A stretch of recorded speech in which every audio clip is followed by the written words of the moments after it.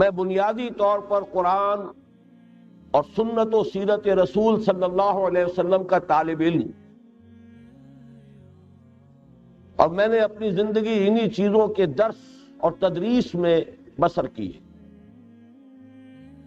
اس وقت بھی مجھے آپ کے سامنے قرآن حکیم کی 3 آیات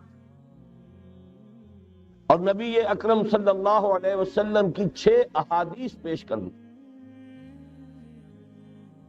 اور چونکہ انداز میں درس کا رکھنا چاہتا ہوں اس لیے اکثر و بیشتر حضرات تک یہ 4 ورقہ پہنچ چکا ہے کہ ان آیات اور احادیث کا متن بھی ان کے سامنے موجود رہے۔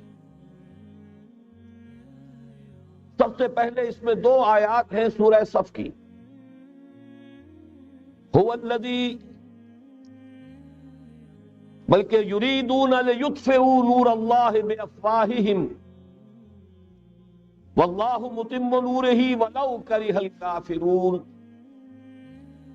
هو الذی ارسل رسولہ بالہدی ودین الحق لیظہرہ علی الدین کلہ ولو کرہ المشرکون صدق اللہ العظیم۔ یہ 2 آیات مبارکہ قرآن حکیم میں ایک تو سورہ صف میں وارد ہوئی ہیں جو میں نے ابھی تلاوت آپ کو کر کے سنائی۔ ان کی اہمیت کا اندازہ آپ اس سے کیجئے کہ بین ہی یہی 2 آیات، دوسری آیت جو کہ تو انہی الفاظ، پہلی آیت میں تھوڑا سا لفظی فرق، اسی ترتیب کے ساتھ سورہ توبہ میں بھی وارد ہوئی۔ وہاں فرمایا یریدون ان یطفئوا نور اللہ بافواہہم ویابی اللہ الا ان یتم نورہ ولو کرہ الکافرون هو الذی ارسل رسولہ بالہدی ودین الحق لیظہرہ علی الدین کلہ ولو کرہ المشرکون۔ یریدون، یہ لوگ ارادہ کیے ہوئے ہیں، تلے ہوئے ہیں۔ عام طور پر ترجمہ کر دیتے چاہتے ہیں، نہیں، چاہت سے بڑا اونچا معاملہ ہے ارادہ۔ یریدون، یہ تلے ہوئے ہیں اس بات پر لیطفئوا نور اللہ بافواہہم، کہ وہ اللہ کے نور کو اپنے منہ کی پھونکوں سے بجھا دے۔ واللہ متم نورہ، اور اللہ کا اٹل فیصلہ ہے وہ اپنے نور کا اتمام فرما کر رہے گا۔ ولو کرہ الکافرون، کا یہ کافروں کو کتنا ہی ناپسند۔ دوسری جگہ فرمایا یریدون ان یطفئوا نور اللہ بافواہہم ویابی اللہ الا ان یتم نورہ، یہ تلے ہوئے ہیں کہ اللہ کے نور کو اپنے منہ کی پھونکوں سے بجھا دے، اور اللہ کو ہرگز منظور نہیں ہے مگر صرف یہ کہ وہ اپنے دین کا، اپنے نور کا اتمام فرما کر۔ یہاں یریدون کا فاعل کون ہے؟ کون تلے ہوئے؟ عام طور پر شاید ہم تمام کفار کو اس میں جمع کر جاتے ہیں، تعین کے ساتھ یہاں یہودی مراد ہے۔ سورہ صف اور سورہ توبہ دونوں میں اس سے قبل یہود کا تذکرہ ہے۔ یہودی تلا ہوا ہے، یہودیوں کا اٹل فیصلہ ہے کہ وہ اللہ کے نور کو اپنے منہ کی پھونکوں سے بجھائے۔ اس کو اچھی طرح نوٹ کر لیجئے کہ تاریخ انسانی میں خیر و شر کی جو کشمکش رہی ہے، ہمارا ایمان یہ ہے کہ اصل میں ایک طرف ابلیس اور اس کی ذریت ہے، صلبی بھی مانوی بھی، دوسری طرف اللہ کے رسول اور ان کے امتی رہے، ستیزہ کار رہا ہے ازل سے تا امروز، چراغ مصطفی سے شرار بولہبی کشمکش جاری رہے۔ قرآن مجید میں 7 مقامات پر قصہ آدم و ابلیس ہے۔ اللہ سے اس نے مہلت مانگی قیامت تک کے لیے کہ مجھے مہلت دے کہ میں ثابت کر سکوں کہ آدم اور اس کی ذریت، اس کی نسل تیری وفادار نہیں رہے گی، میں انہیں گمراہ کر کے چھوڑوں۔ قرآن کا ہر طالب علم جانتا ہے اللہ نے اسے مہلت دی، اور اس نے پھر جو دھمکی دی تھی بار بار آیا ہے، میں آدم کی نسل کا اغوا کر کے رہوں گا، انہیں گمراہ کر کے رہوں گا، ان پر سامنے سے حملہ کروں گا، پیچھے سے حملہ کروں گا، دائیں سے حملہ آور ہوں گا، بائیں سے حملہ آور ہوں گا، اور تو دیکھے گا اے پروردگار کہ تو نے جو مقام اور مرتبہ خلافت عطا کیا آدم کو، آدم کی ذریت اس کی اہل ثابت نہیں ہوئی۔ یہ چیلنج ہے جو قرآن مجید میں آیا ہے۔ اب ایک بات یہ نوٹ کیجئے کہ اس ذریت آدم کا جو ازلی دشمن ہے ابلیس، اس کا سب سے بڑا ایجنٹ اس دنیا میں کئی ہزار برس سے یہودی ہے۔ دنیا میں انسانوں میں ان کے سب سے بڑے ایجنٹ کارندے، وہ مغضوب علیہم قوم، وہ ملعون قوم، لعن الذین کفروا من بنی اسرائیل علی لسان داؤد و عیسی ابن مریم۔ تاریخ یہ بتا رہی ہے کہ ان کی دشمنی ہمیشہ رہی، تمام انبیاء سے رہی۔ حضرت مسیح علیہ السلام کو انہوں نے اپنے بس پر سولی پر چڑھایا۔ خود نبی اکرم صلی اللہ علیہ وسلم اور آپ کے صحابہ کے ساتھ جو معاملہ رہا، میں اس وقت تاریخ اور سیرت بیان نہیں کر سکتا، صرف قرآن مجید کی گواہی دے رہا ہوں۔ لَتَجِدَنَّ أَشَدَّ النَّاسِ عَدَاوَةً لِلَّذِينَ آمَنُوا الْيَهُودَ وَالَّذِينَ أَشْرَكُوا۔ تمام انسانوں میں مسلمانوں کے بدترین دشمن یہودی اور مشرک۔ یہ یہودی میں چاہتا ہوں کہ تاریخ جو ہماری امت مسلمہ کی ہے اس کے حوالے سے ان کا جو بھی کردار رہا ہے اس پر ایک نظر ڈال لی۔ سب سے پہلے عبداللہ ابن سبا یہودی نے اسلام کا لبادہ اوڑھ کر مسلمانوں کو آپس میں ٹکرایا، الفتنۃ الکبریٰ۔ 1,00,000 مسلمان ایک دوسرے کی تلواروں اور نیزوں سے ختم ہوئے۔ خلافت کی توسیع کا جو سیلاب چل رہا تھا، تھمتا نہ تھا کسی سے سیل رواں ہمارا، وہ آپس کی چپقلش سے، خانہ جنگی سے اس سیلاب کے آگے بڑھنے کی توسیع کا معاملہ ختم ہو گیا۔ اس کے بعد تاریخ ایک عجیب حقیقت سامنے لاتی جس کی گواہی خود انہوں نے دی ہے۔ بن گوریان نے جو کتاب لکھی ہے اس میں تسلیم کیا۔ مسلمانوں کی مہربانی، ایک رؤوف اور رحیم رسول کی امتی ہونے کے ناطے ان میں شفقت اور رحمت، جیسے اللہ تعالیٰ نے حضور سے کہا قرآن میں 2 مرتبہ، اے نبی آپ کی رافت اور شفقت سے یہ کافر اور منافق فائدہ نہ اٹھانے پائیں۔ یا ایھا النبی جاہد الکفار والمنافقین واغلظ علیہم، ان پر سختی کی۔ لیکن یہ کہ حضور کا اپنا ایک مزاج تھا، شفقت، رحمت للعالمین بنا کر بھیجے گئے۔ اسی کا عکس تھا صحابہ کرام میں۔ سب سے پہلا سہارا جو انہیں ملا ہے 550 برس کے بعد انہیں یروشلم میں داخلے کی اجازت حضرت عمر نے دی ہے رضی اللہ تعالی، ورنہ 70 عیسوی میں جب ٹائٹس نے یروشلم کو برباد کیا، ہیکل سلیمانی کو مسمار کیا، 1,33,000 یہودی ایک دن میں قتل کیے، اور اس وقت سے جو جلا وطن کیا ہے تو یہ یروشلم میں داخل نہیں ہو سکتے تھے 550 برس تک، تاکہ اللہ تعالیٰ نے حضرت عمر رضی اللہ تعالیٰ عنہ کے دست مبارک پر یروشلم کو فتح کرایا، اور آپ نے پھر اس کو ڈکلیئر کیا اوپن سٹی۔ یہاں عیسائی بھی آئے، یہودی بھی آئے، اگرچہ ایک حقیقت تاریخی لوگوں کے علم میں نہیں ہے۔ یروشلم میں جو اس وقت عیسائی تھے انہوں نے جب سرنڈر کیا، انہوں نے ایک شرط پیش کی، یہ ان عیسائیوں کی طرف سے پیش کردہ شرط تھی کہ آپ چاہے یہودیوں کو یہاں آنے کی اجازت دے دیں، بسنے کی اجازت نہیں دیں گے، وہ یہاں کوئی جائیداد نہیں خرید کر سکیں گے، وہ یہاں آباد نہیں ہو سکیں گے۔ چنانچہ اس وقت سے لے کر 1917 تک کوئی یہودی فلسطین میں آباد نہیں ہوتا۔ البتہ اس عرصے میں جسے یہ ڈائسپورا کہتے ہیں، انتشار کا دور، تسلیم کرتے ہیں کہ ہمارا اس انتشار کے دور میں جو سنہری زمانہ ہے وہ مسلم اسپین، ہسپانیہ میں جب مسلمانوں کی حکومت قائم تھی، پھر مسلمانوں کی شفقت سے، رحمت سے، ان کی نرمی سے فائدہ اٹھا کر، اور انہوں نے وہاں سے عیسائیت بحیثیت مذہب اور یورپی اقوام ان کے اندر نقب لگائی ہے، اور واقعہ یہ ہے کہ اپنے ان ازلی دشمنوں کو انہوں نے فتح کیا۔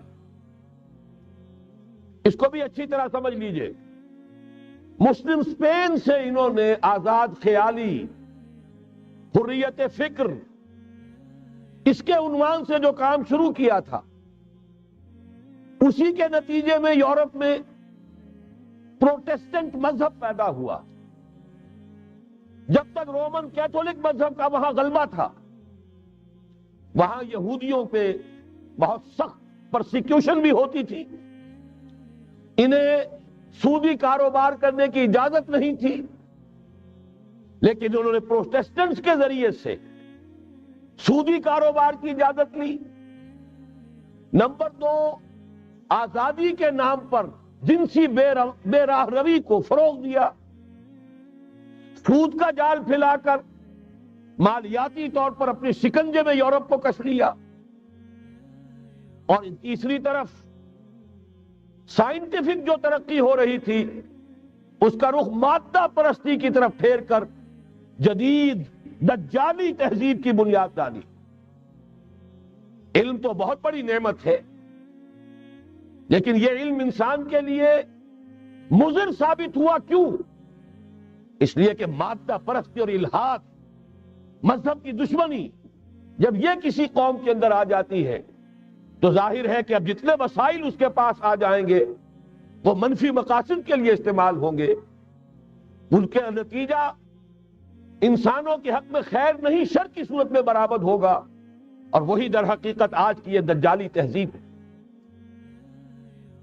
اس کا جو سب سے زیادہ تلخ باب ہے، ذرا نوٹ کیجئے، ماضی قریب تک رومن کیتھولک عیسائی یہودیوں کو دشمن سمجھتے تھے، اور یہودیوں کو حضرت مسیح کو سولی پر چڑھانے کا مجرم سمجھتے تھے۔ اگرچہ ہمارا عقیدہ ہے کہ اللہ نے انہیں بچایا، زندہ آسمان پر اٹھایا، لیکن یہ کہ عیسائی بھی مانتے ہیں، یہودی بھی مانتے ہیں کہ ہم نے مسیح کو سولی دے دی۔ عیسائیوں کے عقیدے میں ان کا انتقال سولی پر ہوا، پھر دوبارہ زندہ ہو کر آسمان پر اٹھائے گئے۔ یہ تو ہم جانتے ہیں کہ حقیقت یہ ہے، وما قتلوہ وما صلبوہ ولکن شبہ لہم، ایک ایسے ہی ان کے لیے شبہ کی صورت پیدا کر دی گئی۔ وما قتلوہ، یقینا ہرگز قتل نہیں کیا، بل رفعہ اللہ الیہ، اللہ نے انہیں اپنی طرف اٹھا لیا۔ بہرحال انہوں نے ابھی حال ہی میں پوپ سے بھی ایک فتویٰ حاصل کر لیا ہے کہ یہودیوں پر جرم نہیں ہے، الزام نہیں ہے مسیح کو سولی دینے کا۔ تاریخ بدل گئی، جو 1900 برس تک ایک تاریخ چلی آ رہی تھی، بیک جنبش قلم پوپ صاحب نے انہیں اس ذمہ داری سے بری۔ اور آپ نے دیکھا ہوگا حال ہی میں اسحاق ریبین جب یہ واشنگٹن سے واپس آ رہا تھا، جب کچھ وقفہ پڑ گیا تھا، جو مصالحت کی گفتگو ہو رہی تھی پی ایل او کے ساتھ، تو واشنگٹن سے واپس آتے ہوئے پوپ سے مل کر آیا ہے۔ اب ویٹیکان نے تسلیم کر لیا ہے اسرائیل کو، اب سفارت خانہ ویٹیکان کا یروشلم میں کھلنے والا۔ میری اس پوری گفتگو کا حاصل کیا ہے؟ انہوں نے 3 pronged اٹیک کے ذریعے سے یورپ کو اور یورپ کے ساتھ اب امریکہ، ان دونوں کو اپنے شکنجے میں کش لیا ہے، فتح کر چکے۔ یہ وہ بات تھی جو علامہ اقبال اس صدی کے آغاز میں دیکھ آئے تھے، فرنگ کی رگے جاں پنجے یہود میں ہے، وہ تو صرف ایک قوم تھی، جرمن قوم، جسے کچھ عرصے کے بعد احساس ہو گیا کہ یہودی کس شے کا نام ہے۔ نتیجتاً یہودیوں کے قول کے مطابق 60 لاکھ یہودیوں کو اس نے قتل کیا۔ لیکن اس کے علاوہ جس کو آج کل ویسٹ کہا جاتا ہے، وائٹ اینگلو سیکسن پروٹیسٹنٹس، ان کے اوپر مکمل تسلط ہے یہودیوں کا۔ وہ یہودیوں کے اعلی کار بنے ہوئے ہیں، سود کے ذریعے سے مالیاتی شکنجے میں جکڑا ہوا۔ فیڈرل ریزرو فنڈ جتنا بھی امریکہ کا ہے، یہ سرکاری بینک نہیں ہے، یہودیوں کے نجی ادارے ہیں۔ اور دنیا کی سب سے بڑی مقروض حکومت جو ہے وہ امریکہ کی ہے، یہودی قرض خواہ ہے، اور امریکہ کی حکومت ان کی مقروض ہے۔ اسی لیے کہا ہے نکسن نے اپنی کتاب میں کہ کوئی پریزیڈنٹ نہیں ہے امریکہ کا جو یہودیوں کی رائے کے خلاف چل سکے۔ اس نے یہ بات کہہ دی اور لکھ دی، کھل کر لکھ دی، اپنی کتاب میں لکھ دی۔ بہرحال اس کے ضمن میں جو انہیں آخری کامیابی حاصل ہوئی، اعلان بالفور 1917، یہودی آباد ہونے شروع ہو گئے، اور اصل میں اسی کے لیے خلافت کو منسوخ کرایا گیا۔ سلطان عبد الحمید، اگرچہ یہ ترکی خلافت جو ہے مرد بیمار کمزور، پھر بھی وہ مسلمانوں والا جذبہ اتنا تھا، انہیں بڑی سے بڑی رشوت پیش کی گئی تھی۔ ظاہر بات ہے یہودیوں سے بڑھ کر رشوت دینے والا کون ہو سکتا، جن کے ہاں ایسے بینکر ہوں جو 40 بلین ڈالر کا ایک چیک لکھ سکے۔ پھر یہ کہ ان پر سیاسی دباؤ بہت ڈالا گیا۔ انہوں نے جب تک خلافت عثمانیہ برقرار رہی، یہودیوں کو فلسطین میں آباد ہونے کی اجازت نہیں دی، کہ جو معاہدہ کیا تھا حضرت عمر نے رضی اللہ تعالی عنہ، خلیفہ ثانی نے، خلیفہ راشد نے، ہم اس کے پابند ہیں، اور ہم یہاں یہودیوں کو آباد ہونے کی اجازت نہیں دیں گے۔ لہذا انہوں نے اس خلافت ہی کا بستر طے کرایا، اس لیے کہ نہ رہے بانس نہ بجے بانسری، نہ مسلمانوں کی وحدت ملی کی کوئی علامت دنیا میں باقی رہے، اور نہ مسلمان کسی مسئلے پر جمع ہو کر کوئی موقف اختیار کر سکے۔ اعلان بالفور کے نتیجے میں آباد کاری شروع ہوئی۔ 1948 میں اسرائیل قائم ہو گیا، معجزہ ہو گیا۔ 1967 میں اس کی توسیع ہو گئی۔ اس میں ایک بات اور بھی عرض کر دوں، یہ سارا کس طور سے ہوا ہے کام؟ آپ نے زائنزم کا نام تو سنا ہے، صہیونی تحریک۔ خود اس کا جو بابا آدم تھا، آرڈر آف الومیناٹی، 1776 یکم مئی، یہ نظام قائم کیا وائساپ نے، اور اس نظام کے تحت فری میسنری اور lodges of the great Orient قائم کیے گئے۔ یہ سارا ہتھ کنڈا وہ ابلیسی نظام، اس کی تفصیل ایک کینیڈین آتھر نے لکھی ہے کتاب میں، پاونز ان دی گیم۔ یہ سارا دھندا ایک شیطانی چکر ہے، ابلیسی چال ہے، اور اس کے ذریعے سے اسرائیل قائم ہوا، اور اس کی توسیع بھی ہوئی 1967 میں۔ اب یہاں تک پہنچنے کے بعد ان کے پیش نظر بقیہ دنیا کی تسخیر اور اسے فتح کرنے کا معاملہ، اور سب سے بڑھ کر اسلام کی بیخکنی اور اس کا راستہ روکنا، یہ ان کے پیش نظر ہے۔ یریدون لیطفئوا نور اللہ بافواہہم۔ صورت اس وقت کیا ہے؟ یورپ اور امریکہ سے آپ مشرق کی طرف آئیے، پہلے عالم عرب ہے، عرب مسلم ورلڈ۔ مجھے یہ کہتے ہوئے سخت دکھ ہو رہا ہے، پورا عالم عرب وہ فتح کر چکے، وہ عرب ممالک کے جو اسرائیل کے ساتھ کسی میز پر بیٹھ کر گفتگو کرنے کو تیار نہیں تھے۔ آپ دیکھ رہے ہیں کہ لائن لگ گئی۔ کبھی صرف انور سادات نے ریکگنائز کیا تھا، پوری دنیا میں شور مچا تھا، اس پر لعنت ملامت ہوئی تھی۔ اب تو ایک ایک کر کے، وہ شاہ حسن ہو چاہے شاہ حسین ہو، اب تو وہاں سے ویزے ختم ہو رہے ہیں۔ سعودی عرب اور امارات انہوں نے جو کچھ کاروباری بندشیں لگائی ہوئی تھی وہ ختم کر دی گئی، ان میں نرمی پیدا کر دی گئی۔ یہ صورتحال ہے کہ واقعتاً ان کی جو عالمی تسخیر کا پروگرام ہے وہ آگے بڑھ رہا ہے، اور بدقسمتی سے امت مسلمہ کا جو قلب ہے، اس امت کا قلب امیین پر مشتمل ہے۔ هو الذی بعث فی الامیین رسولا منہم یتلو علیہم آیاتہ ویزکیہم الی آخر الآیہ۔ حضور بھی امی تھے، انہی میں سے تھے صلی اللہ علیہ وسلم، لیکن آج وہ قلب جو ہے عالم اسلام کا وہ یہودیوں کے شکنجے میں کسا جا چکا ہے۔ اکثر وہاں کے جو حکمران ہیں امریکہ کے ایجنٹ ہیں، سٹوڈیز۔ یہ حالات جہاں تک عالم عرب کا تعلق ہے تلخ حقائق ہیں جو بیان کر رہا ہوں، اس لیے کہ آپ کے سامنے رہنا چاہیے۔ یہ جو اقبال نے کہا کہ دنیا کو ہے پھر مار گئے روح و بدن پیش، ابلیس نے پھر اپنے درندوں کو ابھارا، اللہ کو پامر دیے مومن پہ بھروسہ، ابلیس کو یورپ کی مشینوں کا سہارا۔ یہ دوبارہ ایک بہت بڑے پیمانے پر تو باطل کا گھمسان کا رنگ پڑنے والا ہے۔ ملاحم کی جو حضور صلی اللہ علیہ وسلم نے پیشین گوئیاں فرمائی، الملحمۃ العظمی، تاریخ انسانی کی عظیم ترین جنگ جو ابھی آنے والی ہے، اس کو سمجھ لیجئے اچھی طریقے سے کہ اس میں جو قوتیں ایک دوسرے کے مقابل آ رہی ہیں وہ کون سی ہیں۔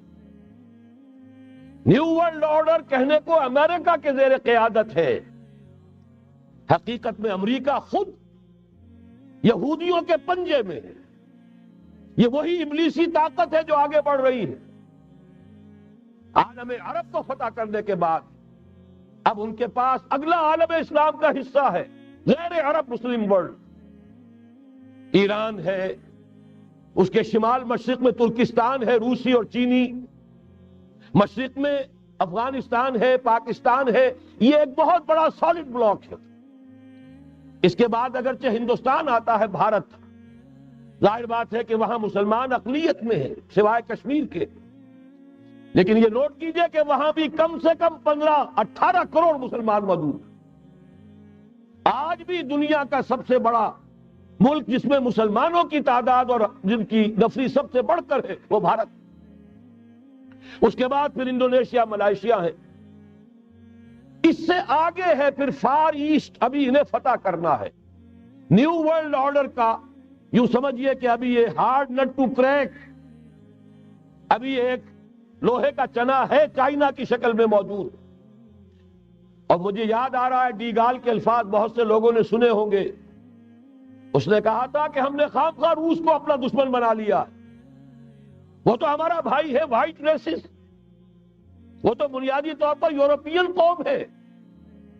Beware of the yellow masses of the east, تمہیں گھبرانا چاہیے، تمہیں خبر لینی چاہیے۔ وہ مشرق بعید کے جو زرد رو لوگ ہیں، China, Indo China, Japan, yellow race, ابھی اس نیو ورلڈ آرڈر کے لیے جو فتح عالم اور تسخیر عالم کا پروگرام ہے، اس میں پہلے غیر عرب مسلمان دنیا اور پھر یہ فار ایسٹ کا خاص طور پر یلو ماسز، یہ ہے کہ جنہیں ابھی انہیں ٹیکل کرنا ہے۔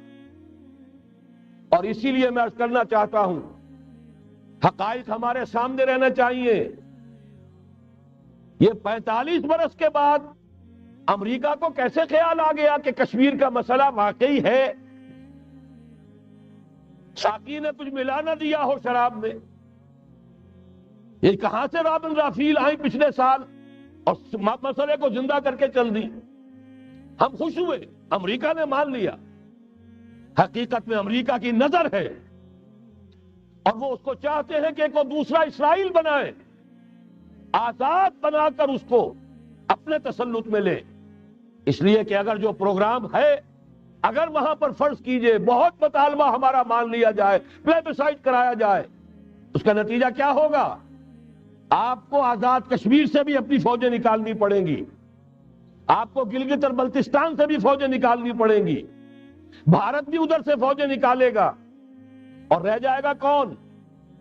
یہ ٹھاٹ پڑا رہ جائے گا جب لاج چلے گا بنجارا، نہ کون جائے گا؟ پھر تو وہی راج کرے گا جو یو این او پر قابض ہے۔ اور پھر ظاہر بات ہے کہ اس کے پاس دولت کے انبار اور جو بھی ان کی چالاکیاں اور ہوشیاریاں ہیں، ہو سکتا ہے کہ وہ اسے ایک نئے اسرائیل کی شکل دے دے۔ بہرحال ایک طرف تو بدی کی یہ قوتیں ہیں، اس کے مقابلے میں خیر کی قوت کون سی ہے؟ خیر کی توقع کہاں سے؟ اس سے پہلے کہ میں اس موضوع پر آؤں، اب میں آپ کے سامنے وہ نوید خلافت جو میری آج کی گفتگو کا عنوان ہے، اگرچہ کنٹراسٹ بہت بڑا ہے، حالات اتنے خراب، خیر کی کوئی امید نہیں، کہیں سے کوئی اچھی خبر نہیں آتی، لیکن یہ کہ وہ نوید خلافت سب سے پہلے تو انہی دونوں آیات کے حوالے سے واللہ متم نورہ ولو کرہ الکافرون، اللہ لازماً اپنے نور کا اتمام فرما کر رہے گا چاہے یہ کافروں کو کتنا ہی ناگوار۔ وَمَكَرُوا وَمَكَرَ اللَّهُ وَاللَّهُ خَيْرُ الْمَاكِرِينَ، شر کی قوت اپنی چالیں چل رہی ہے، اللہ کی اپنی تدبیریں ہیں، جو آخری نتیجہ نکلنے والا ہے وہ کیا ہے؟ هُوَ الَّذِي أَرْسَلَ رَسُولَهُ بِالْهُدَى وَدِينِ الْحَقِّ لِيُظْهِرَهُ عَلَى الدِّينِ كُلِّهِ وَلَوْ كَرِهَ الْمُشْرِكُونَ۔ دیکھیے جب میں آیت آپ کو سنائی، مسلمانوں کے سب سے بڑے دشمن کون؟ یہودی اور مشرک۔ پہلی آیت میں یہودیوں کا تذکرہ ہوا، انہیں مشرک نہیں کہا، کافر کہا۔ یریدون لیطفئوا نور اللہ بافواہہم واللہ متم نورہ ولو کرہ الکافرون۔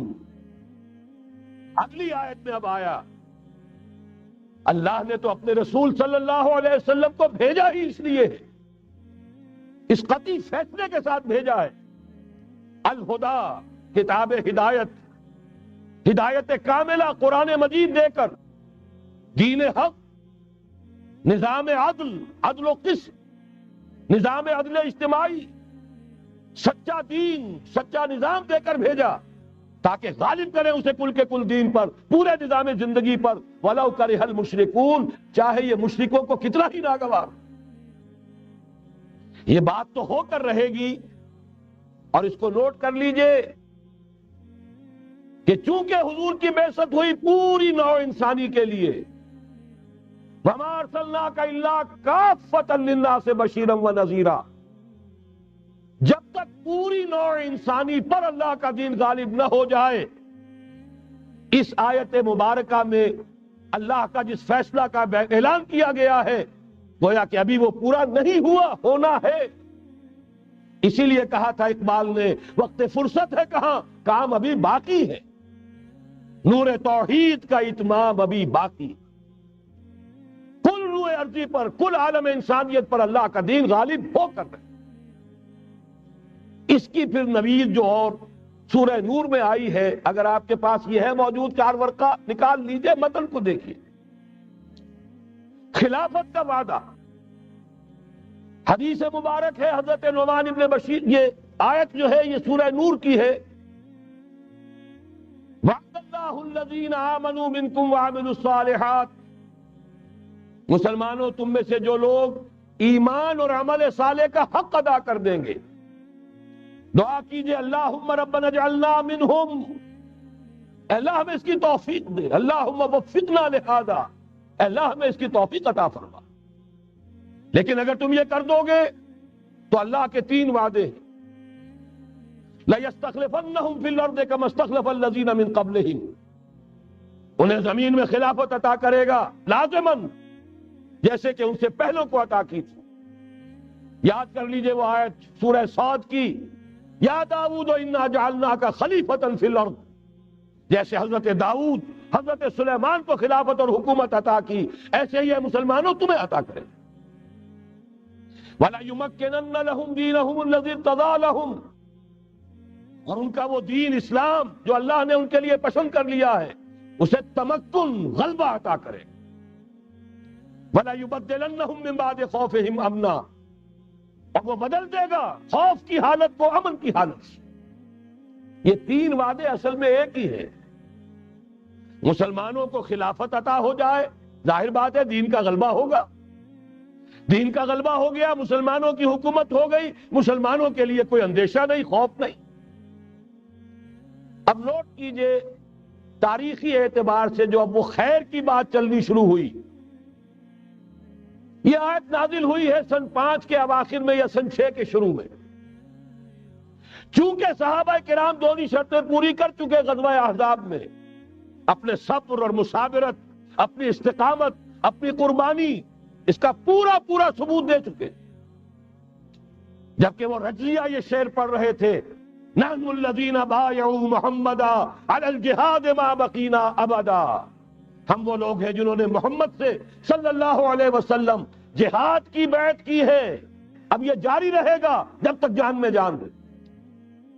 لہذا شرطیں چونکہ پوری ہو چکی، لہذا اللہ کی طرف سے اس کی جزا، اس کا بدلہ، وعدہ شروع ہو گیا پورا ہونا۔ سن 6 میں صلح حدیبیہ ہو گئی، انا فتحنا لک فتحا مبینا۔ سن 7 میں خیبر فتح ہو گیا، 8 میں مکہ فتح ہو گیا، 9 میں پورے عرب کی صفائی کر دی گئی، موپنگ اپ آپریشن۔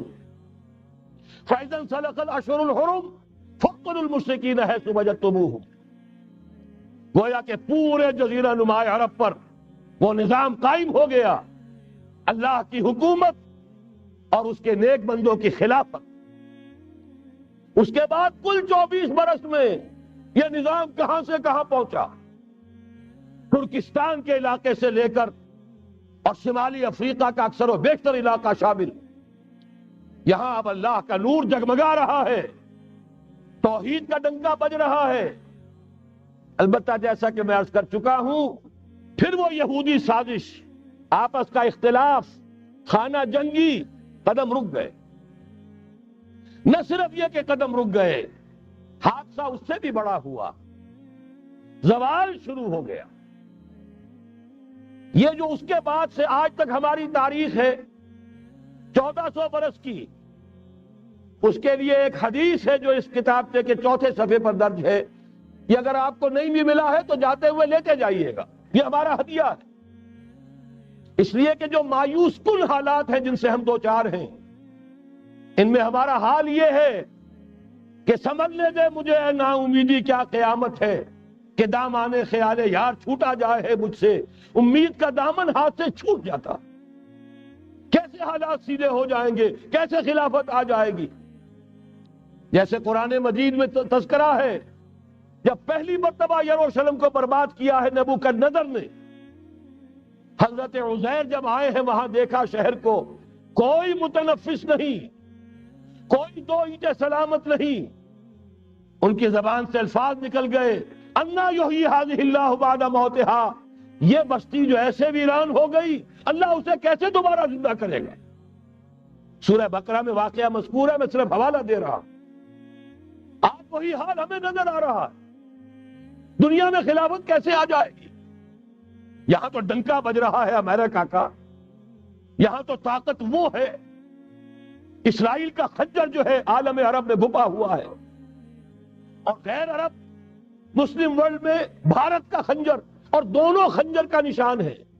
کبھی نقشہ دیکھا ہو، اسرائیل تو واقعتاً خنجر کے مانند تھا، جب تک یہ ویسٹ بینک شامل نہیں ہوا تھا اس کی شکل بالکل خنجر کی، اوپر دستہ اور نیچے وہ پھل، عالم عرب کے سینے میں پیوست۔ یہی بھارت کا حال ہے۔ آپ نقشہ دیکھیے، کشمیر خنجر کے دستے کے مانند ہے اور نیچے وہ تکون جا رہی ہے، اور اسی نے جدا کیا ہے عالم اسلام کا ایک حصہ جو مغربی پاکستان کے ساتھ ہو گیا، اور وہ جو بنگال مشرقی پاکستان سے ہوتے ہوئے انڈونیشیا ملائیشیا علیحدہ ہو گئے۔ اس پورے کو ذہن میں رکھیے تو یہاں بھی وہ خنجر اسی طرح پیوست ہے۔ حالات اتنے مایوس کن، ہماری کوئی حیثیت نہیں، ہمارے حکمرانوں کے دنیا میں مذاق اڑتے ہیں، ہمارے وسائل ان کے زیر تسلط ہیں، ان کے قبضے میں ہے، ہماری پالیسیاں وہ بناتے ہیں، ہمارے لیے بجٹ انسٹرکشن وہاں سے آتی ہیں، ٹیکسیشن پالیسیز ان کے احکام کے مطابق بنتی ہیں، پھر کہاں سے ہو جائے گا؟ انا یحیی ھذہ اللہ بعد موتہا، کیسے زندہ کرے گا؟ میں اس کے لیے آپ کو یہ حدیث سے سنانا چاہتا ہوں تاکہ وہ یقین پیدا ہو۔ ایمان بالغیب جو پہلی شرط ہے قرآن مجید کی ہدایت سے استفادے کی، الف لام میم ذالک الکتاب لا ریب فیہ ھدی للمتقین الذین یؤمنون بالغیب. نبی نے خبر دی صلی اللہ علیہ وسلم، اور آپ نے اپنی تاریخ، اپنی امت کی کل تاریخ کے 5 ادوار گنا دیے. حضرت نعمان ابن بشیر کی حدیث مسند احمد ابن حنبل، تکون النبوۃ فیکم ما شاء اللہ ان تکون. مسلمانوں تمہارے مابین نبوت قائم رہے گی، موجود رہے گی، یعنی میں بنفس نفیس تمہارے مابین رہوں گا جب تک اللہ چاہے گا. ثم یرفع اللہ اذا شاء یرفعها، پھر جب اللہ چاہے گا نبوت کو اٹھا لے گا، یعنی میرا انتقال ہو جائے. دوسرے دور کی خبر دی، ثم تکون خلافۃ علی منہاج النبوہ، پھر ایک دور آئے گا خلافت کا عین نبوت کے نقش قدم پر، کوئی فرق نہیں ہوگا. وہی نظام جو میں نے قائم کیا ہے جوں کا تو قائم رہے گا، میرے نقش قدم پر وہ خلافت ہوگی. فرمایا وہ بھی رہے گا جب تک اللہ چاہے گا، پھر وہ بھی ختم ہو جائے گا. پھر فرمایا تیسرا دور آئے گا، ثم تکون ملکن عاضا، ظالم ملوکیت، بادشاہی، محل بنیں گے، ٹھاٹ جمیں گے، ظلم کا سکہ رواں ہوگا، ناجائز قتل ہوں گے. حجاج ابن یوسف کے ہاتھوں سینکڑوں تابعی محمد ابن قاسم بلا کر شہید کر دیے گئے، ورنہ اسی وقت پورا یہ جزیرہ نما ہند جو ہے، انڈین پیننسولا، اس وقت پورا کا پورا مسلمان ہو جاتا. لیکن ملوکیت کو کبھی یہ برداشت نہیں ہوتا کہ کوئی شخص پبلک کے اندر مقبول ہونا شروع ہو جائے، پاپولر ہونا شروع ہو جائے. ان کے اقتدار کے لیے خطرہ ہو سکتا تھا. اسی دور ملوکیت میں واقعہ کربلا ہوا، حسین ابن علی رضی اللہ تعالی عنہما شہید ہوئے.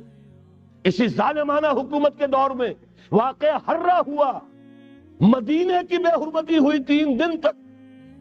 اسی کے دور میں حضرت عبداللہ ابن زبیر رضی اللہ تعالی عنہما شہید ہوئے.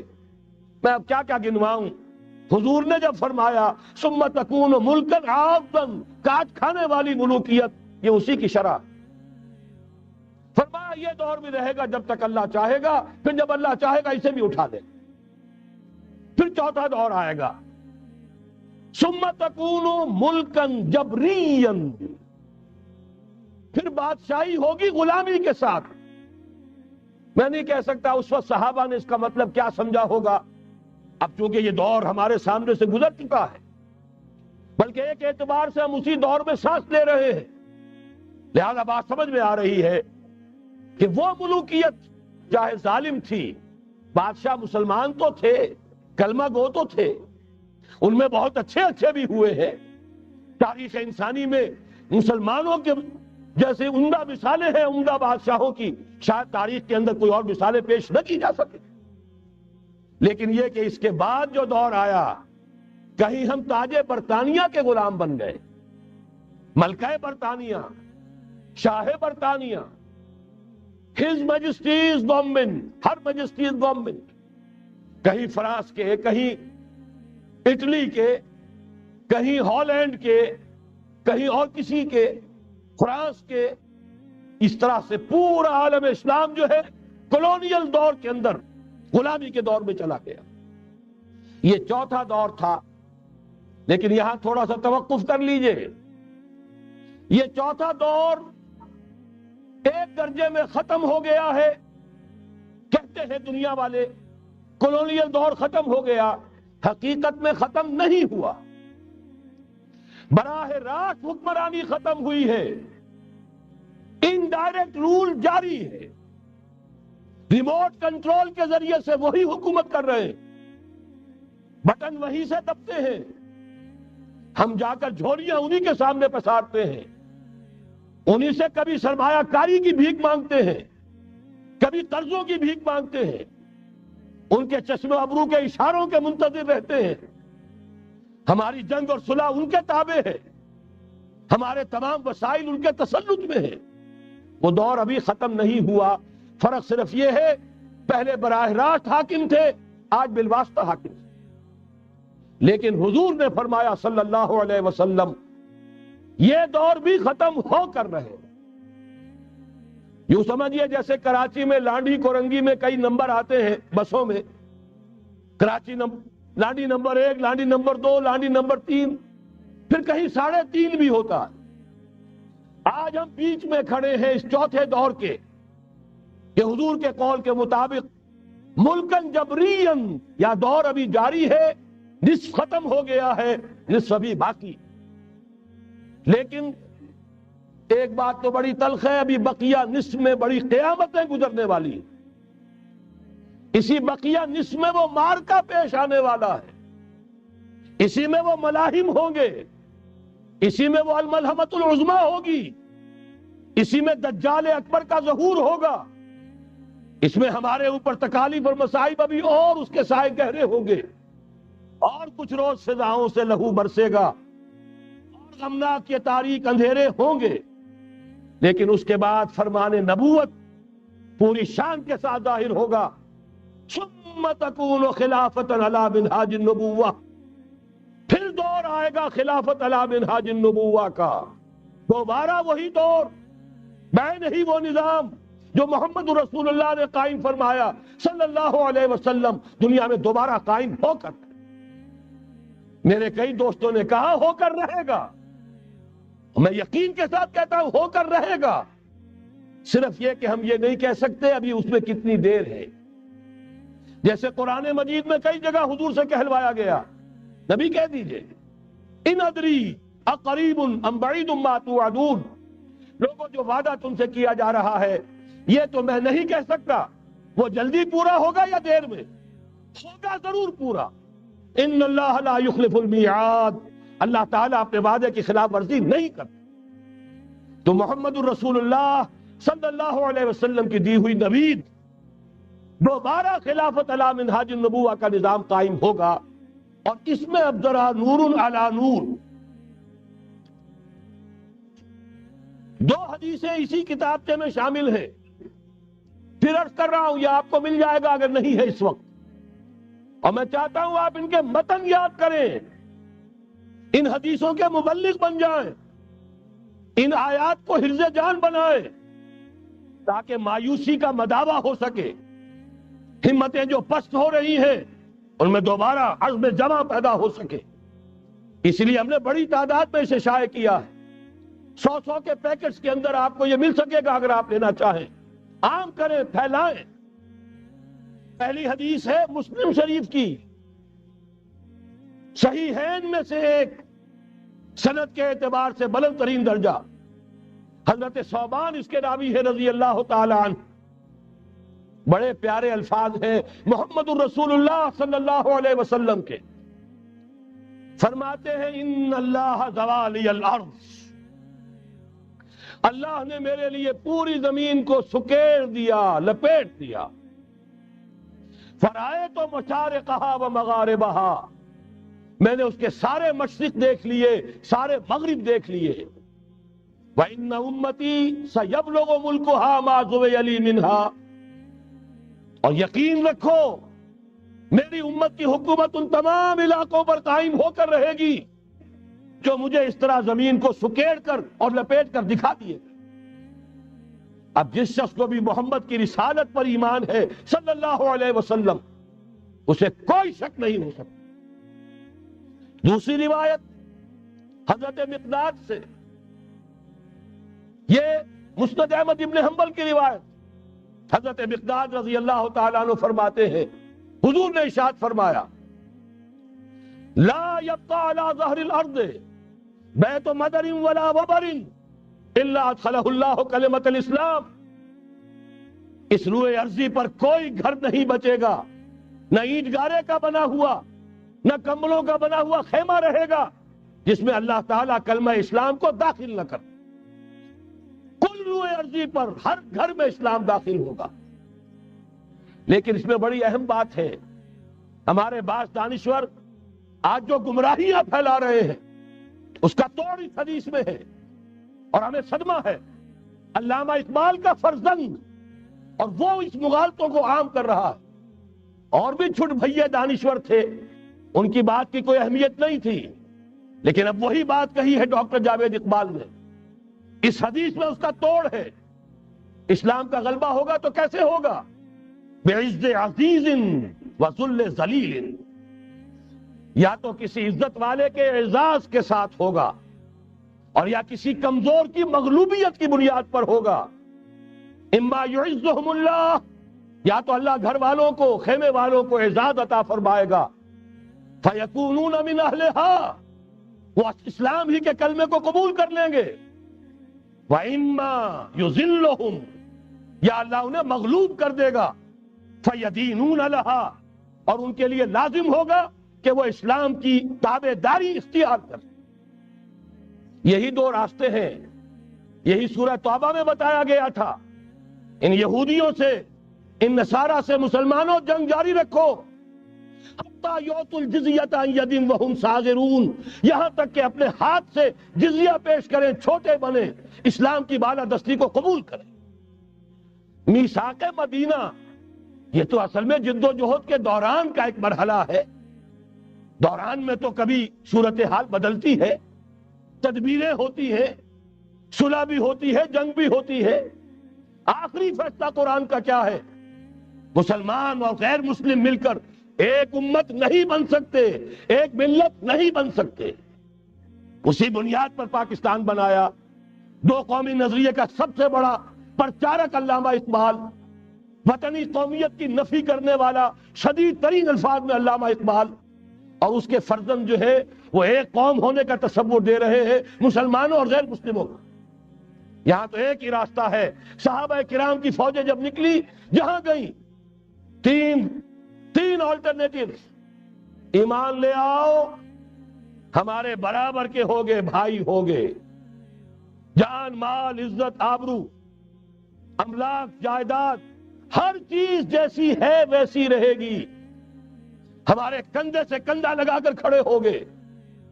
یہ نہیں تو چھوٹے بنو، اسلام کی بالادستی قبول کرو، جزیہ دینا منظور کرو، اور یہ بھی نہیں تو صرف ایک تھرڈ آپشن ہے، آؤ میدان میں، تلوار ہمارے اور تمہارے درمیان فیصلہ کرے گی۔ یہ ہے تاریخ۔ آخری بات جو کہی گئی سورہ توبہ میں وہ تو یہ ہے، میثاق مدینہ تو ایک درمیان کی ایک تدبیر ہے، معاہدات ہوتے ہیں۔ معاہدات تو مشرکین عرب سے ہوئے، جس کی کامل تنسیخ کی، براءۃ من اللہ ورسولہ الی الذین عاہدتم من المشرکین۔ سارے معاہدات آج ختم کیے جا رہے ہیں، اعلان عام کیا جا رہا ہے، کوئی معاہدہ نہیں ہے۔ باطل دوئی پسند ہے، حق لا شریک ہے، شرکت میں آنا ہے، حق و باطل نہ کر قبول۔ علامہ اقبال تو یہ کہہ رہے ہیں۔ بہرحال ذہن میں رکھیے، حضرت مقداد کی اس حدیث نے بہت بڑا عقدہ حل کیا ہے۔ اسی لیے جب حضور سے یہ الفاظ سنے حضرت مقداد نے تو کہتے ہیں فَقُلْتُ، میں نے اپنے دل میں یہ کہا، وَيَكُونَ الدِّينُ كُلُّهُ لِلَّهِ، یہ جو سورہ انفال میں الفاظ آئے ہیں، دین پورا کا پورا اللہ کے لیے ہو جائے گا، یہ تبھی ہوگا جبکہ کل روئے ارضی پر کوئی گھر نہ بچے، کوئی خیمہ نہ رہے، جو یا تو اس کے گھر والے اور خیمے والے اسلام لے آئیں یا اسلام کی تابع داری قبول کر دیں، تب کے لیے تیار ہوں، تب ہوگا۔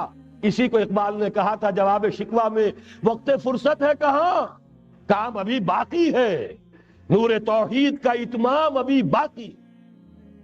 لیکن یہ جو حدیثیں میں نے آپ کو سنائی ہے، علامہ اقبال نے در حقیقت انہی کا نقشہ کھینچا ہے۔ آسماں ہوگا سحر کے نور سے آئینہ پوش، اور ظلمت رات کی سیما پا ہو جائے گی، پھر دلوں کو یاد آ جائے گا پیغام سجود، پھر جبھی خاک حرم سے آشنا ہو جائے گی۔ آنکھ جو کچھ دیکھتی ہے لب پہ آ سکتا نہیں، محو حیرت ہوں کہ دنیا کیا سے کیا ہو جائے گی۔ شب گریزہ ہوگی آخر جلوہ خورشید سے، یہ چمن معمور ہوگا نغمہ توحید سے۔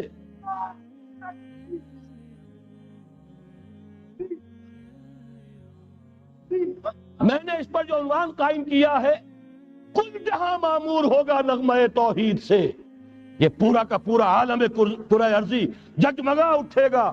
اشرقت الارض بنور ربہا، وہ نور رب کا جب اطمینان ہوگا، پوری یہ زمین اس سے چمک اٹھے گی۔ یہ ہے وہ پیشین گوئیاں۔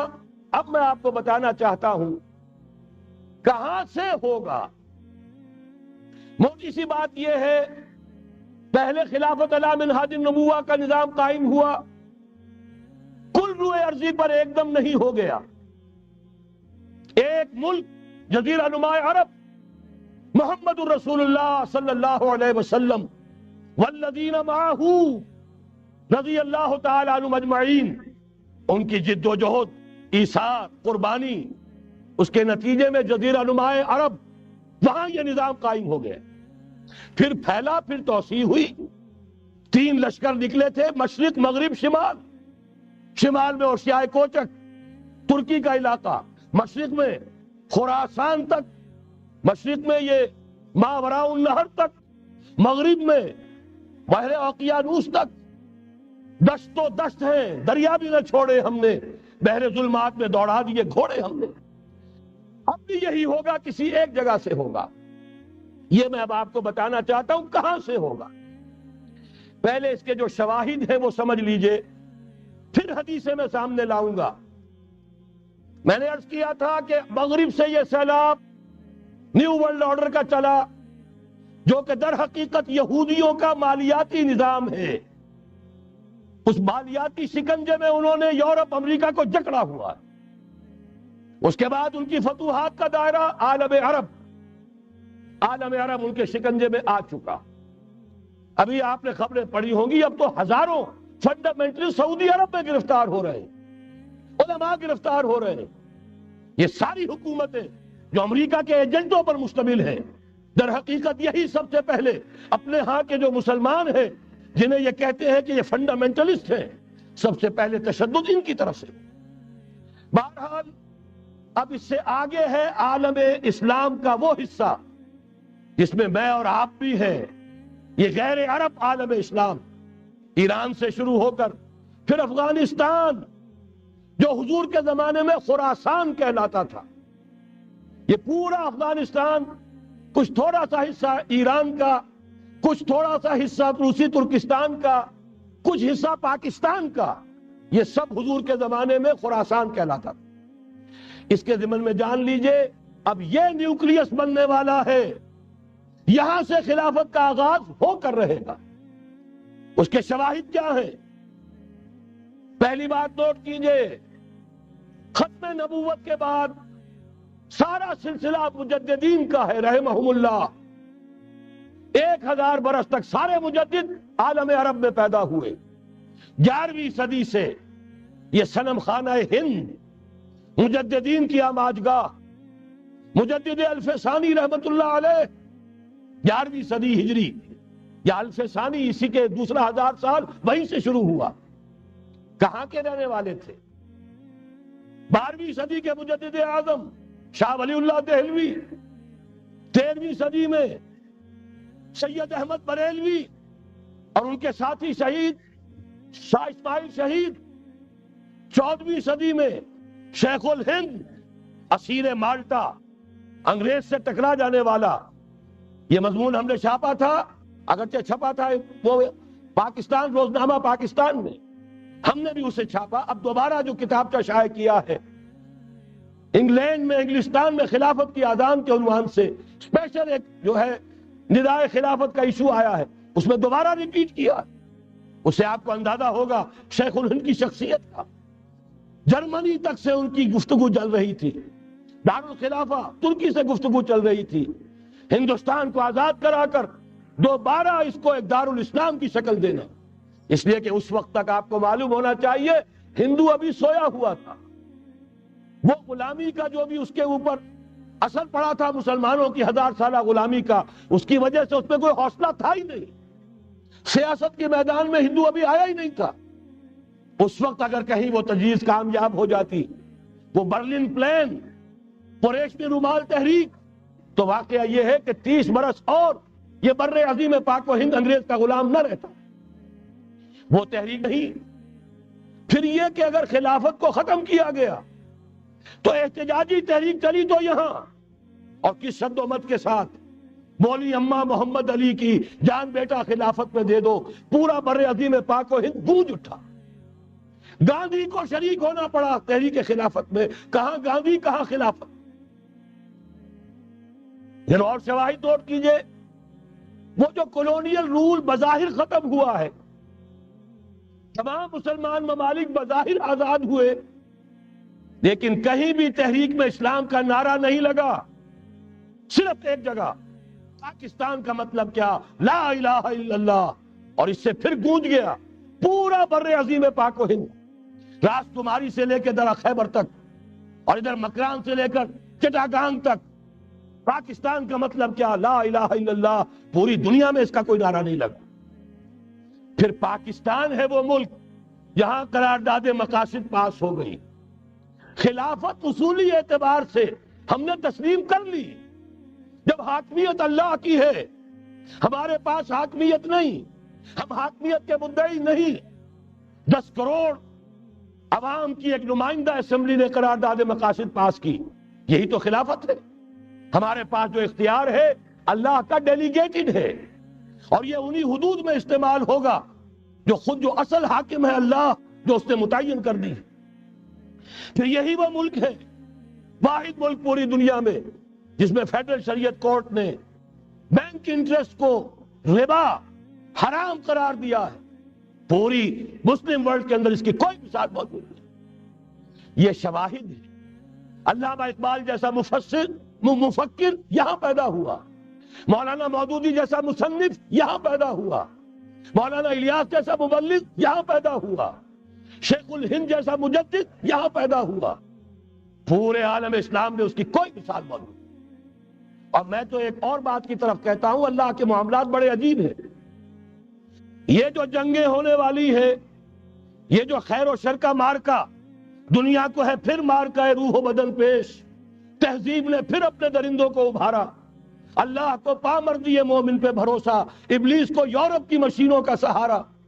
یہ جو ابھی مارکا گرم ہونے والا ہے، پہلا حصہ میں آپ کو بتا چکا، شیطان، اس کا ایجنٹ یہودی، ان کے سب سے بڑے کارندے زائنسٹ، ان کے جو اس وقت اعلی کار ہیں west, white Anglo Saxon Protestants, جو امریکہ کی زیر سرکردگی نیو ورلڈ آرڈر لے کر چلے ہیں، جو حقیقت میں جیو ورلڈ آرڈر ہے۔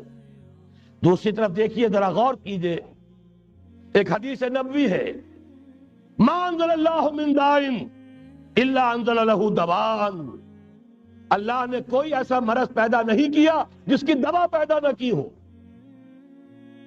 اسرائیل 1948 میں قائم ہو رہا ہے، پاکستان 1947 میں وجود میں آیا۔ 1 سال پہلے، جیسے ماں کی چھاتی میں اللہ دودھ پہلے پیدا کر دیتا ہے، بچے کی ولادت بعد میں ہوتی ہے، یہ قانون قدرت ہے۔ اسی طریقے سے توڑ اس کا، در حقیقت اسرائیل کا توڑ ہے جو پاکستان کی شکل میں وجود میں آیا۔ یہ دوسری بات ہے کہ ہم بھٹک گئے، منزل کا سراغ بھول گئے، ہم آ کر دولت کے پھندوں میں، اور سب سے بڑھ کر یہ کہ جو متروکہ جائیداد کے لالچ، ہم اس میں پڑ گئے، بھول گئے یہ پاکستان کس لیے بنایا تھا، بھٹک گئے۔ بہرحال میں ان شواہد کی بنا پر یہ یقین رکھتا ہوں، پورا ٹرکش بیلٹ سلسلہ مجددیہ نقشبندیہ کے ساتھ، یہ پورا سلسلہ افغانستان سے چلیے، ترکستان سے چل کر ترکی تک، پورا یہ جو نان عرب ورلڈ ہے، نان عرب مسلم ورلڈ، وہ سلسلہ مجددیہ حضرت احمد سرہندی رحمت اللہ علیہ، گردن نہ جھکی جس کے جہانگیر کے آگے، جس کے نفس گرم سے ہے گرمی آرات، یہ انہی کا سلسلہ ہے جو پورے ٹرکش بیلٹ میں آپ کو نظر آئے گا۔ پھر شاہ ولی اللہ جیسا مفکر۔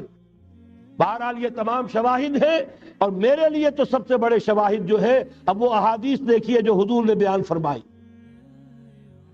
جب یہ مارکا گرم ہوگا، ایک حدیث ہے، حضور فرماتے ہیں، ابن ماجہ کی روایت ہے حضرت عبداللہ ابن حارث رضی اللہ تعالی عنہ سے، یخرج ناس من المشرق یؤتون للمہدی یعنی سلطان ہی۔ جب اس عالم عرب میں، دیکھیے ایک بات میں عرض کر چکا ہوں، بڑی تلخ بات ہے، عالم عرب ہمارا بہتر حصہ ہے، افضل حصہ ہے، ان کو اللہ نے فضیلت ہم سے بہت زیادہ دی ہے۔ سب سے بڑی فضیلت کہ محمد خود صلی اللہ علیہ وسلم عرب تھے، یہ رتبہ بلند ملا جس کو مل گیا۔ پھر مستقل فضیلت، اللہ کا کلام ان کی زبان میں موجود ہے، مادری زبان۔ لہذا اگر انہوں نے کوتاہی کی، انہوں نے پیٹھ دکھائی، بہت بڑے مجرم ہیں، اس میں کوئی شک نہیں. اور یہی وجہ ہے یہ سارے ملاحم وہی ہونے ہیں. ایسی ایسی بھاری جنگیں، حضور فرماتے ہیں اتنے لوگ ہلاک ہوں گے کہ پرندہ اڑتا چلا جائے گا، اترنے کی جگہ نہیں ملے گی، لاشیں ہی لاشیں ہوں. یہ شکل ہونے والی ہے. اور میں تو چونکہ ایک مضمون اور کتابچے کی شکل میں بھی شائع ہو چکا ہے، اس میں کہ حضور کی اس حدیث کے حوالے سے میری امت پر بھی وہ سب کچھ وارد ہوگا جو سابقہ امت پر ہوا، اسی کے حوالے سے عرض کر چکا ہوں. اگر اس صدی میں ہولوکاسٹ میں 60 لاکھ یہودی مارا گیا ہے، کوئی اسی کا دوبارہ چربا جو ہے امت مسلمہ پر بھی آنے والا ہے. لیکن اس کے بعد پھر ان کے لیے فوجیں جائیں گی مشرق سے. وہاں جو امام ہوں گے، جو بھی ان کو لیڈ کر رہے ہوں گے، حضرت مہدی. یہ تصور ذہن میں رکھیے، ہمارے مابین اور عیسائیوں کے مابین حضرت مسیح کی ذات مشترک، اگرچہ ان کا یہ عقیدہ ہے کہ وہ سولی دیے گئے، فوت ہو گئے، معاذ اللہ ثم معاذ اللہ، پھر زندہ ہو کر آسمان پر گئے، پھر آئیں گے. ہم کہتے ہیں نہیں، وہ سولی دیے ہی نہیں گئے، وہ زندہ آسمان پر اٹھائے گئے، واپس آئیں گے. گویا کہ بہت حد تک اشتراک ہے، لیکن ایک اختلاف بھی ہے. اسی طرح حضرت مہدی کے بارے میں شیعہ اور سنی تصورات میں اتفاق بھی ہے، اختلاف بھی ہے. یقیناً امت مسلمہ، امت عرب، مجھے تو اقبال کا وہ شعر یاد آتا ہے، خون اسرائیل آ جاتا ہے آخر جوش میں، توڑ دیتا ہے کوئی موسیٰ طلسم سامری. تو کیا خون اسماعیل جوش میں نہیں آئے گا؟ حضرت اسماعیل کی نسل میں حضور اور حضور کی صاحبزادی حضرت فاطمہ رضی اللہ تعالی عنہا، حضور نے فرمایا میری اس بیٹی کی نسل میں اللہ تعالیٰ ایک شخص کو اٹھائے گا جو اس وقت مسلمانوں کی قیادت کرے گا. یہ چیز ہمارے اور اہل تشیع کے مابین مشترک. فرق یہ ہے وہ سمجھتے ہیں کہ ان کے 12ویں امام کہ جو آج سے 1200 برس قبل روپوش ہو گئے تھے وہ ظاہر ہوں گے.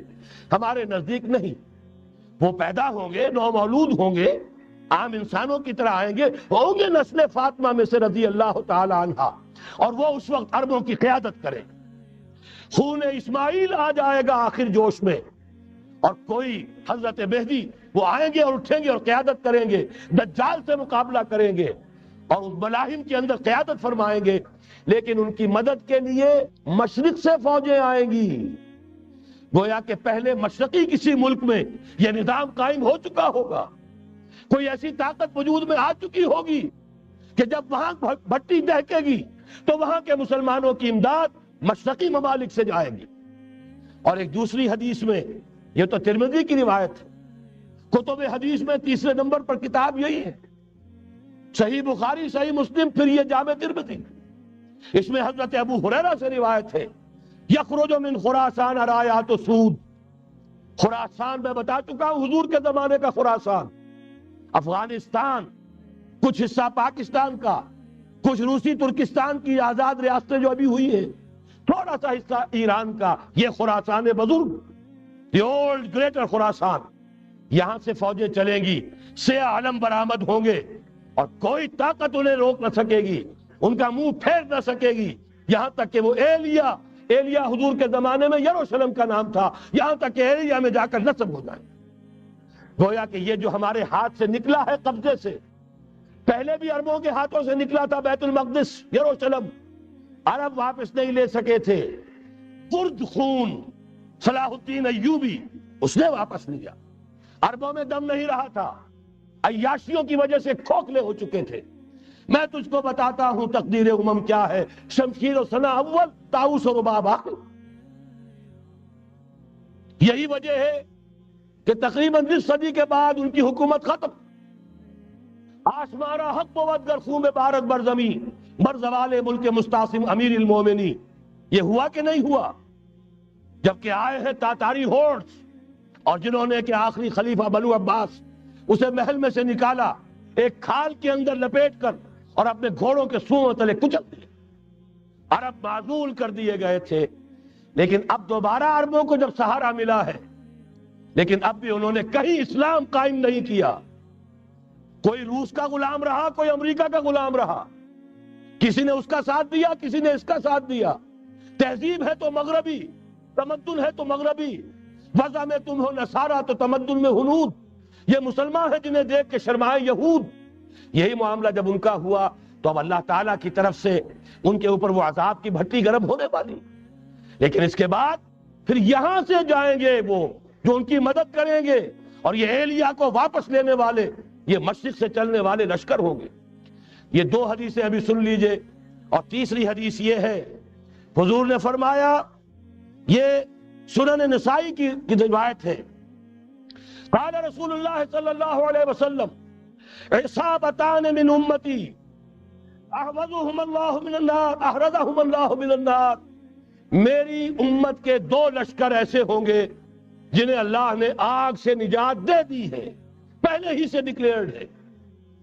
عصابت تغزو الہند، ایک لشکر کے جو ہند پر حملہ آور ہوگا، وعصابت تکون مع عیسیٰ ابن مریم علیہ السلام، اور دوسرا لشکر وہ ہے جو حضرت عیسیٰ کے ساتھ جا کر اور ان کے ساتھ مل کر یہودیوں کے خلاف جنگ کرے گا۔ میں اس حدیث کا جو مطلب سمجھتا ہوں واللہ عالم، یہ اسی علاقے میں جب انقلاب آ جائے گا، یہ علاقہ خراسان اور پاکستان، جب یہاں نظام خلافت قائم ہوگا، یہاں سے اسلام کی توسیع ہوگی، اور یہاں سے جانب مشرق ہند اور جانب مغرب یہ جو یہودیوں کا سیلاب آ رہا ہے، ان دونوں کا مقابلہ کرنے کے لیے انشاءاللہ العزیز، ورنہ یہ عصابتان جو ہے ایک حدیث میں جمع کرنے کی کوئی اور حکمت ہو نہیں سکتی، ورنہ تو ہندوستان پہ کئی لشکر آئے ہیں، لیکن یہ کہ در حقیقت اسی وقت جبکہ عالم عرب میں وہ بھٹی دہکے گی، اسی وقت یہاں انقلاب آ چکا ہوگا، ایک طرف یہاں سے مدد کے لیے لشکر جائیں گے کہ جو مسلمان عرب جو ہیں ان کی مدد کریں گے، حضرت مہدی کے جھنڈے تلے لڑیں گے، حضرت مہدی کی حکومت کو مستحکم کریں گے، یؤتون للمہدی، دوسری طرف وہ ہندوستان کی طرف پیش قدمی کریں گے، اور یہیں سے جیسے اس وقت سیلاب نکلا تھا جزیرہ نما عرب سے،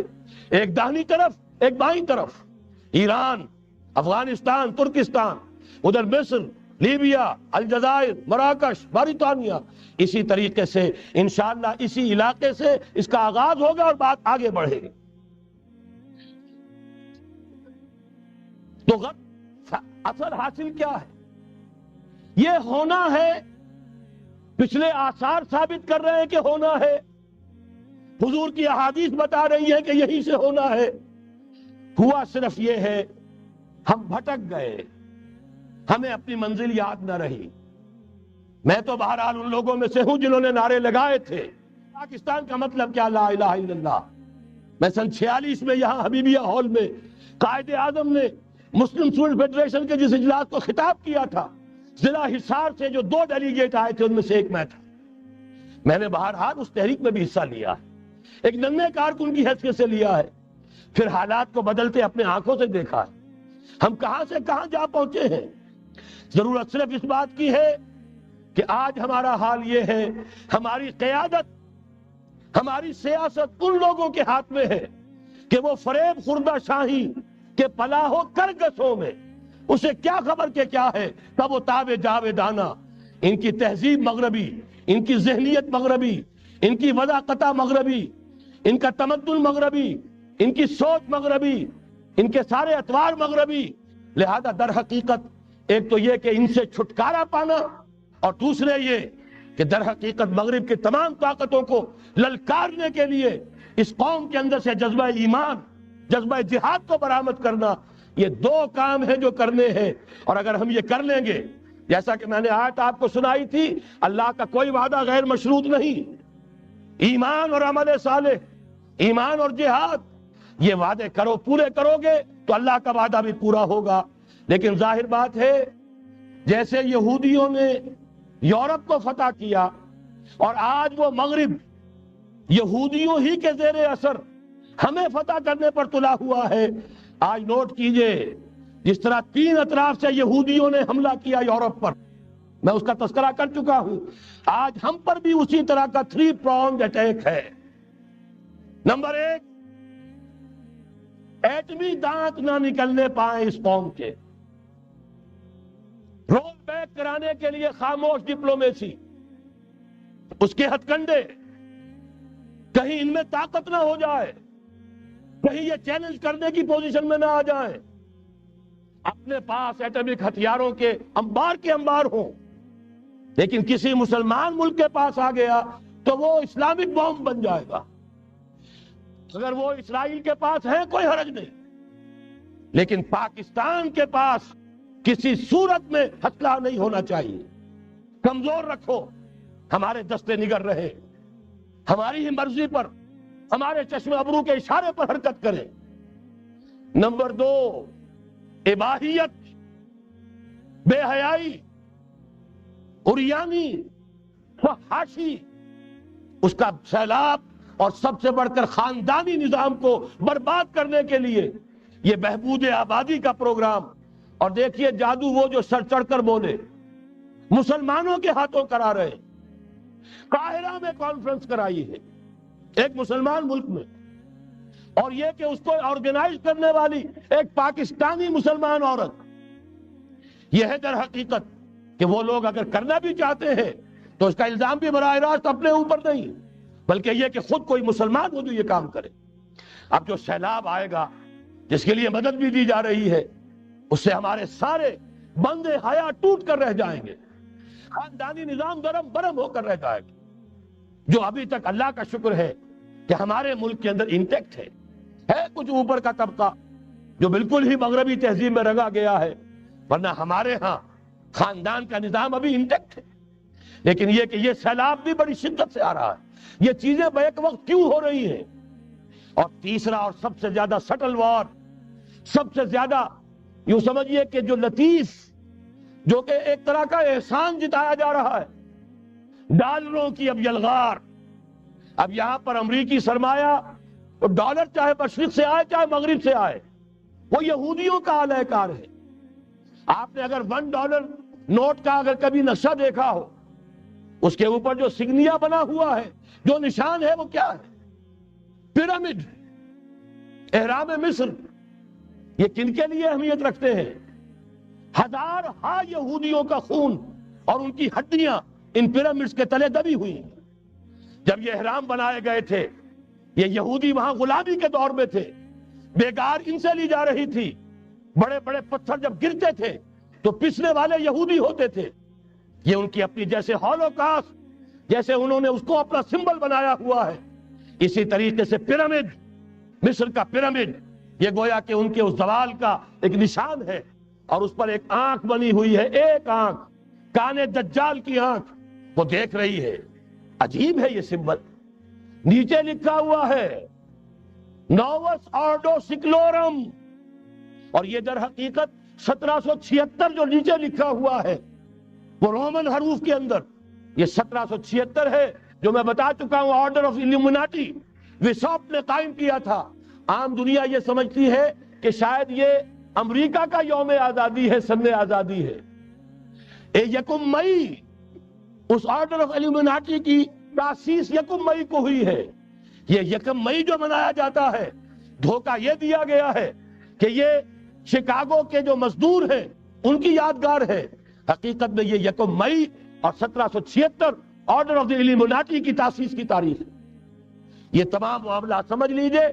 ڈالر در حقیقت، ہم نے ابھی تازہ ندائے خلافت میں نعیم صدیقی صاحب کی نظم شائع کی ہے، 45 برس بلکہ شاید اس سے بھی زیادہ عرصے کی پرانی نظم ہے جو ہم نے شائع کی ہے۔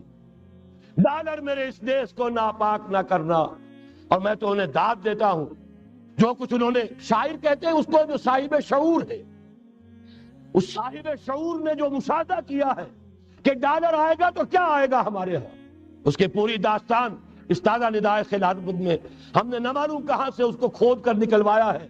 ہم ان کا احسان مانتے ہیں کہ انہوں نے اپنی یہ پرانی نظم، اب ان کی جماعت تو سب بھول بھال گئی ان چیزوں کو، اسی لیے وہ اسے تج کر باہر بھی اب آ گئے۔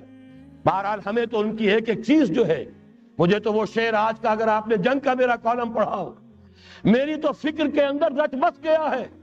پاکستان کے بارے میں جب کہا تھا، اے آندھیوں سنبھل کے چلو اس دیار میں، امید کے چراغ جلائے ہوئے ہیں ہم، ہماری امیدوں کے چراغ ہے یہ، اسلام کا گہوارہ بننے والی ملک ہے یہ، اس کو ہم نے قائم کیا تھا اسلام کے لیے، یہ آندھیاں نہ چلیں، اس ملک کو ہم نے اسلام کے چراغ جو ہے ہم نے اس میں روشن کیے ہوئے ہیں۔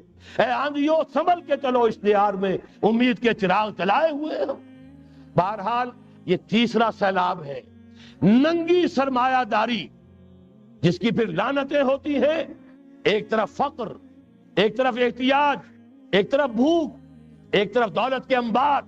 پہلے بھی ہمارے ہاں فرق کم نہیں ہے، لیکن اب جو ہوگا، اگر یہ بات پوری ہو گئی تو وہ ننگی سرمایہ داری، اور سرمایہ داری ہی در حقیقت یہود کا سب سے بڑا ہتھ کنڈا ہے۔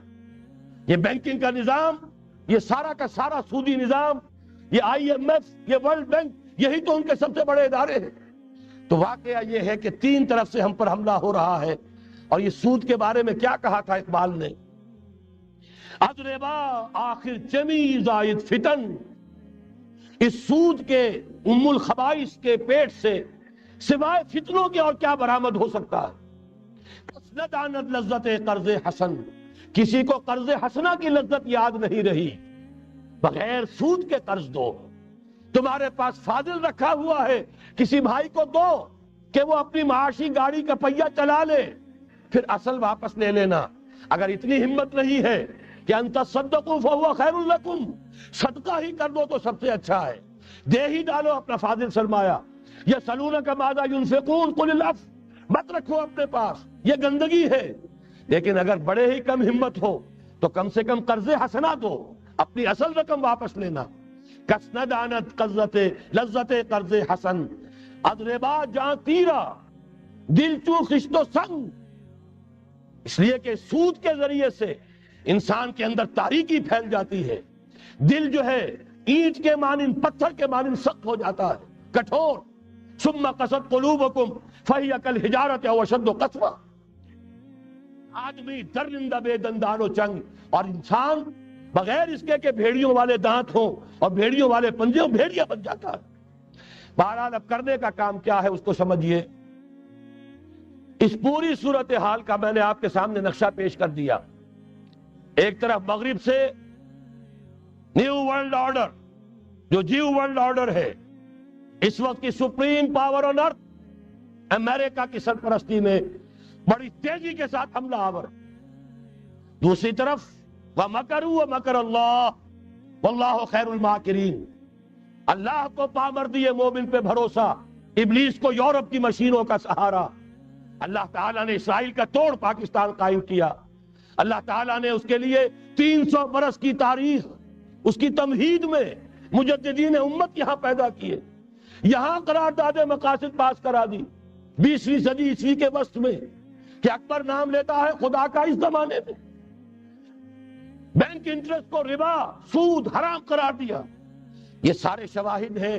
اب ضرورت صرف ایک بات کی ہے، ایک زبردست عوامی تحریک اٹھے۔ یہ عوامی تحریک کیسی ہو؟ نمبر ایک، فرقہ واریت سے بلند ہو۔ یہ فرقہ واریت جو اس وقت بہت بڑا فتنہ بن گیا ہے، جس کی کشیدگی بڑھتی چلی جا رہی ہے، اس کے اندر اگر ہم قوم کے حیثیت سے اگر ملوث ہوتے چلے گئے، آخری تباہی آ جائے۔ فرقہ واریت سے بلند، سیاسی کشمکش سے بلند، یہ سیاسی کشاکش، یہ حزب اختلاف، حزب اقتدار، اس سے بلند، اس سے کوئی بحث نہیں، کوئی دلچسپی نہیں۔ علاقائیت یا لسانی قومیت، اپنے دنیاوی حقوق کی فکر مت کرو، بلکہ آخرت کی فکر کرو، اور یہاں اس کی اصل منزل خلافت کے نظام کی فکر کرو۔ ان تمام چیزوں کو پورا کرتے ہوئے یہاں پہ نظام خلافت قائم کیا جائے، یہ ہے واحد علاج۔ اور اسی کے لیے للکارنے کے لیے، اسی کے لیے دعوت دینے کے لیے ہم نے اس تحریک خلافت پاکستان کا آغاز کیا۔ تنظیم اسلامی نے اپنے لیے ہدف معین کیا ہے، نظام خلافت علی منہاج النبوہ کا قیام، پہلے پاکستان میں اور پھر کل نوع عرصی پر۔ اب میں چند منٹوں میں آپ کو بتاؤں گا کہ وہ نظام ہے کیا۔ دیکھیے، اس موضوع پر میں پاکستان کے تقریباً تمام بڑے شہروں میں اکثر جگہ 3 دن 2 گھنٹے کی تقریر کر چکا ہوں۔ سیاسی نظام کیا ہے، معاشی نظام کیا ہے، سماجی نظام کیا ہے، خلافت اب قائم ہوگی، جو بہرحال 1400 برس قبل کی خلافت اور آج کی خلافت، وقت کے دریا میں بہت سا پانی گزر گیا ہے، اصول وہی کے ہوں گے، فنڈامنٹل وہی کے ہوں گے، تفصیلی خاکہ بنے گا اس زمانے کے تقاضوں کے مطابق۔ تو میرے وہ تقریریں ویڈیو کی شکل میں، آڈیو کی شکل میں، اردو میں، انگریزی میں، شکاگو میں 20 گھنٹے کا پروگرام پچھلے سال ریکارڈ کرا کے آیا. اللہ کا فضل ہے کہ وہ پھیل رہا ہے معاملہ. اب مغرب میں اذان خلافت بلند ہو رہی ہے، اس کا تذکرہ میں بعد میں کروں گا. بہرحال وہ تو تفصیلی بات ہے. یہاں میں چند منٹوں میں صرف الجبرا کے اصولوں کی طرح چند باتیں بتا رہا ہوں. جو بھی آپ کا آج نظام ہے، 3 شرطیں پوری کر دیجئے وہ خلافت بن جائے گا، سیاسی اور دستوری اعتبار سے. نمبر 1 حاکمیت اللہ کی، اور اللہ کا شکر ہے یہ ہم کر چکے. اللہ جزائے خیر دے جنہوں نے محنت کی تھی، اللہ جزائے خیر دے جنہوں نے وہ تحریک اٹھائی تھی مطالبہ دستور اسلامی، اور پھر جنہوں نے مدد کی تھی، اللہ تعالیٰ انہیں جزائے خیر دے. بہرحال وہ اب ہمارے دستور کا حصہ ہے. حاکمیت اللہ کی.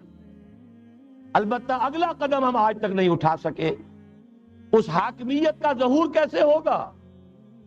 آپ کے دستور میں یہ طے کر دیا جائے کتاب و سنت ہر شے سے بالا تر ہے، دستور سے بھی بالا، عدالتی قوانین سے بالا، پارلیمنٹ سے بالا، سینٹ سے بالا، صدر سے بالا، سپریم کورٹ سے بالا، ہائی کورٹ سے بالا، ہر شے سے بالا کتاب و سنت. جب تک یہ نہیں ہوتا، قرارداد مقاصد کی حیثیت ایسی ہے کہ جیسے آپ سینما ہال کے اوپر آگے جو ہے قرآن مجید کا کوئی کتبہ لگا دے، اس کے سوا کچھ نہیں. یہ بھی غنیمت ہے کہ قرارداد مقاصد پاس ہوئی. اصل شرط یہ ہے کتاب و سنت کی ٹوٹل بالادستی. اور یہ بڑی کڑوی گولی ہے. عوامی تحریک جب تک نہیں چلے گی، لوگ جب تک اپنی خون کی ندیاں نہیں بہا دیں گے، یہ کڑوی گولی حلق سے اترنے والی نہیں. یہ IGI کی حکومت میں نہیں اتری، اسلام کے نام پر اقتدار میں آئے، اسلام کے نام پر ISI نے IGI بنوائی، اسلام کے نام پر انہیں ووٹ ملے، 2/3 کی اکثریت ملی. اس کے باوجود شریعت کی بالادستی کا ایکٹ، شریعت کی بالادستی کی دستور کے اندر ترمیم پاس نہیں کرائی. معلوم ہوا اوپر زبردست کا ٹھینگا ہے، امریکہ کے سب پرستار ہیں، سب ڈرتے ہیں، سب کے لیے سب کو نظر آتا ہے بالآخر جو ہے اسی کے پاس جانا ہوگا، چاہے وہ نواز شریف ہو اور چاہے وہ بے نظیر ہو. ایک کھلم کھلا ہے، اور اب تو میں کہتا ہوں نواز شریف بھی کھلم کھلا ہے. آج کے اس دور میں انہوں نے اسلام کا نام کبھی نہیں لیا، اس سے تو بالکل تائب. بس صرف فرق یہ رہ گیا ہے بے نظیر کھلم کھلا بھی مذاق اڑا لیتی ہے اسلامی سزاؤں کا، اسلامی قوانین کا. یہ اس پر ذرا خاموش ہے. لیکن یہ کہ اپنی تحریک میں ہمارے بہت سے جو سیاسی قائدین ہیں مسلمانوں کے، کتنے بیانات آپ نے پڑھے ہوں گے، ذرا اسلام کا نام لے دے ہم ساتھ ہو جائیں گے. مولانا سمیع الحق صاحب کا بیان آیا، ذرا اسلام کی بات کرے تو ہمارے اور بہت سے علماء اور ہمارے طارق صاحب جو ہے انہوں نے بھی کہا کہ میں ہم ساتھ آ جائیں گے. لیکن یہ کہ بڑا پکا ثابت ہوا نواز شریف اسلام کا نام نہیں لیا. یہ بات جان لیجئے، یہ اس کے بغیر، قربانی کے بغیر اصل یہی منزل ہے، اصل کٹھن یہی ہے. یہ کتاب و سنت کی بالادستی، اس کو قبول کرنا، اختیار کرنا، یہ بغیر عوامی تحریک کے، بغیر قربانیوں کے ممکن نہیں ہوگا. بہرحال دوسری بات یہ، اور تیسری بات، کسی غیر مسلم کو نظام خلافت میں قانون سازی میں شریک نہیں کیا جا سکتا. جس قانون کی بنیاد کتاب و سنت